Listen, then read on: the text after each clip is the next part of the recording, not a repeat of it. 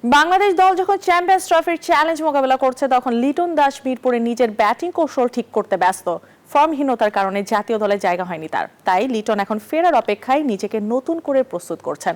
অন্যদিকে জাতীয় দলে ফেরার লড়াইয়ে নিজেকে ঝালিয়ে নিচ্ছেন আফিফ হোসেন। চ্যাম্পিয়ন্স ট্রফিতে টাইগারদের ব্যাটিং পারফরমেন্স দেখে অনেকেই হতাশ হতে পারেন। কেন লিটন দাসকে দলে রাখা হয়নি তা নিয়েও আক্ষেপ করতে পারেন অনেকেই। তবে জাতীয় দলের জায়গা না হলেও হতাশায় দিন কাটছে না লিটন দাসের।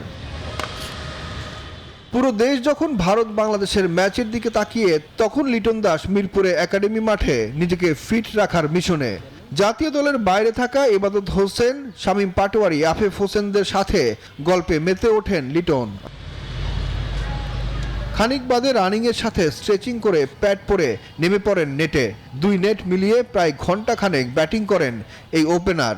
নিজের দুর্বলতা কাটিয়ে শটে ভেরিয়েশন আনার চেষ্টা চালাতে দেখা গেছে লিটনকে।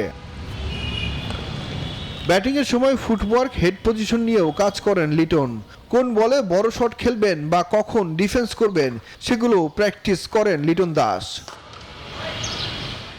জাতীয় দলের প্রাথমিক স্কোয়াডে জায়গা পেলেও মূল দলে জায়গা হয়নি আফিফ হোসেনের, তাই তো জাতীয় দলে ফেরার মিশনে বসে নেই এই ব্যাটারও। লিটনের সাথে নিজের ব্যাটিং নিয়েও মিরপুরে দীর্ঘ সময় প্র্যাকটিস করেছেন এই ক্রিকেটার।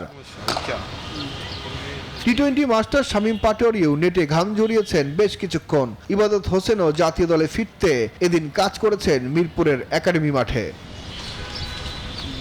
সুখন সরকার, নিউজ 24, ঢাকা।